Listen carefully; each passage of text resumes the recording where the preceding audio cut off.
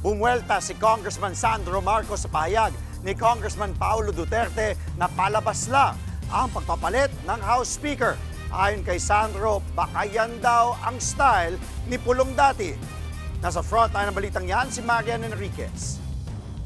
Bago pa man mag-resign bilang House Speaker si late Representative Martin Romualdez, may patutsada na si Davao City Representative Paulo Duterte sa pagpapalit ng liderato ng Kamara. Ayon kay Kong Pulong, mismong si Presidential son at House Majority Leader Sandro Marcos ang pumili kay Congressman Bogie D na pumalit kay Romualdez. Tama na raw ang panloloko at tigilan na ang palabas. Kung gusto raw respetuhin ng tao ang gobyerno, dapat labanan ang korupsyon at walang cover-up. Agad namang rumesback ang batang Marcos sa anak ni dating Pangulong Duterte. Baka style niya yun nung anak siya ng Pangulo. Pero I can assure you that we are consultative with all the party leaders. But kung nagpakita sana si Kong Pulong dito sa trabaho at sa session, baka makikita din niya. But I'm sure he's busy looking for the 51 billion that was spent in his district. Nilinaw naman ng kaalyado ni Romualdez na suportado ng dating speaker ang pumalit sa kanyang si Kong D. Sa ngayon, wala pa naman daw magiging galaw sa ibang posisyon sa Kamara. Naniniwala si Senior Deputy Majority Leader Lawrence Defensor na ang bagong liderato ang magiging daan para maibalik ang tiwala ng publiko. The House needs this change.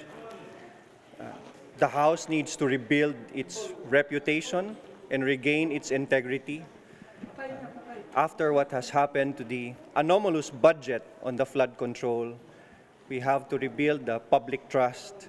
Ang isa pang gustong maging House Speaker na si Cavite Representative Kiko Barzaga, sinubukang bisitahin ang opisina ni Romualdez bago ang sesyon pero hindi siya pinapasok dahil umano sa private meeting. Gayunman, may mensahe si Barzaga sa nagbitiw na speaker. I'd like to congratulate him on his graduation from House Speakership. Gusto ko lang mag-hi kay Martin and say, musta? Congratulations and bye-bye. I hope you enjoy your retirement.